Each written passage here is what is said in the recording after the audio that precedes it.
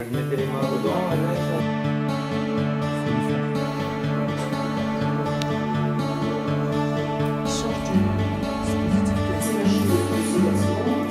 Là, ça fait 90 jours. D'accueillir qui reviennent aux attaques parfois. Parce qu'encore une fois, s'il y a trop d'étudiés, tout ça va. Alors l'origine de la passerelle Circo, nous nous sommes rencontrés avec Gaël dès le départ, suite à notre élection. Et nous avons vu que nous partagions les mêmes intérêts pour l'éducation, déjà d'une part, et plus précisément pour l'apprentissage et l'alternance. Donc l'idée de la passerelle Circo est d'échanger sur des problématiques similaires, sur les attentes des professionnels, et nous est venue naturellement. On a tous les deux des circonscriptions rurales, donc l'idée c'est d'échanger, et même si elles sont rurales, elles ont des filières, elles ont des types d'agriculteurs qui sont à la fois différents, à la fois complémentaires, et le but c'est d'aller chercher, je dirais, les bonnes pratiques dans chacun des territoires. C'est difficile, comme partout, comme tout le monde. Je suis plutôt confiante. J'ai vu des jeunes qui sont sortis de ce lycée avec un diplôme, qui ont monté leurs propres affaires et qui fonctionnent bien. Je suis berger, éleveur et, sur la commune de Roquebaron et également berger d'alpage de fin mai à mi-octobre. J'ai décidé de me lancer, je suis partie en Ardèche il y a donc maintenant 2 ans. On transforme tout en caprin lait, j'engraisse mes chevreaux, je produis ma nourriture, mon fourrage, mes céréales, qu'on vend aussi également à la ferme.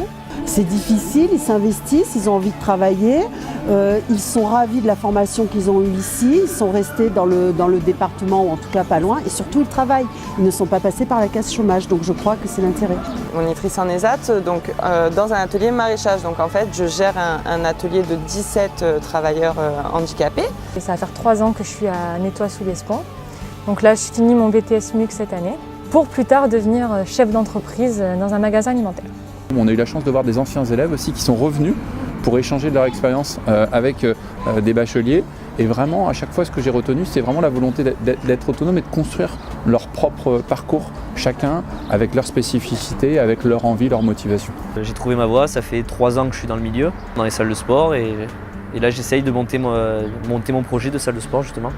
Notre circonscription est riche en termes d'activités agricoles, elle est riche en termes de formation, on l'a vu aujourd'hui au lycée agricole de Saint-Maximin. Je suis en BTS Axe 2, analyse, conduite et gestion d'entreprise agricole. Alors on fait beaucoup de comptabilité, on fait encore de la zootechnie, enfin, plein de trucs pareils que la CGS 2, mais c'est beaucoup plus, on va dire, poussé. Et avec beaucoup plus de gestion, donc c'est pour généralement devenir gérant d'une entreprise agricole, quoi, ou dans ce milieu-là.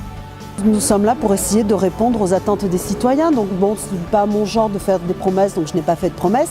Mais c'est vrai que vous avez assisté à la problématique du loup, c'est une vraie problématique. Il y a un groupe de travail qui en ce moment essaie d'envisager certaines solutions. Bon, je vais regarder de plus près parce que c'est vrai que dans le Var c'est un problème et il y a des élevages qui sont en jeu et des richesses économiques également, donc il faut faire attention. Si on n'arrive pas maintenant à diminuer cette pression d'attaque, on va mourir, quoi. Et le pastoralisme est en train de mourir. Nous, notre moyenne d'âge d'éleveurs, le problème il est là. On n'arrive plus à avoir de jeunes qui s'installent chez nous. 57 ans de moyenne d'âge sur les Alpes-Maritimes en éleveur urbain. Voir ce que l'on peut faire pour que les formations soient en adéquation avec les attentes économiques de la circonscription. J'ai repris l'exploitation de mon père à Ampus, dans le Var. Une exploitation chèvre, il y a 50 chèvres laitières. Je fais du fromage et je le vends sur les marchés, restaurateurs, revendeurs. Le tout, c'est pas uniquement de voter la loi, c'est de s'assurer qu'elle soit bien mise en place dans les meilleures conditions. Et là, en l'occurrence, on a eu à cœur d'échanger et avec les enseignants et avec les bacheliers. Je compte avoir un troupeau de 35 chèvres, minimum, une quarantaine si c'est possible, parce qu'en dessous de 30 têtes de chèvres, on n'est pas éleveur. Donc on ne peut pas commercialiser comme on veut, où on veut, il y a des contraintes. J'ai 7 vaches laitières, je transforme tout mon lait en vente directe, je fais mes foins, mes céréales et on est autonome. On s'est rendu compte que vraiment les étudiants sur Parcoursup arrivent à se débrouiller, à s'inscrire, à formuler leur choix. Bon, ce qui est remonté, c'est que c'est un peu long, donc si la seule problématique est là, on va dire que ça se passe plutôt bien pour l'instant. Je suis en bachelor, donc en 3e année de management marketing opérationnel. Je suis soigneuse animalière au parc du Lunaret à Montpellier. Pour faire sommelier de filière, il ne faut pas avoir peur de bouger. C'est ça l'essentiel, avoir de l'expérience et pour réussir à trouver, il faut bouger partout en France. Alors je suis éleveur au vin aujourd'hui. Depuis 9 ans, j'ai été technicien agricole en chambre d'agriculture. J'ai travaillé même au lycée pendant 1 an. Ouais. Donc souvent on plante très tard ou très tôt. Alors les maraîchers du coin nous disent gentiment là vous êtes plutôt en avance, là vous êtes plutôt en retard.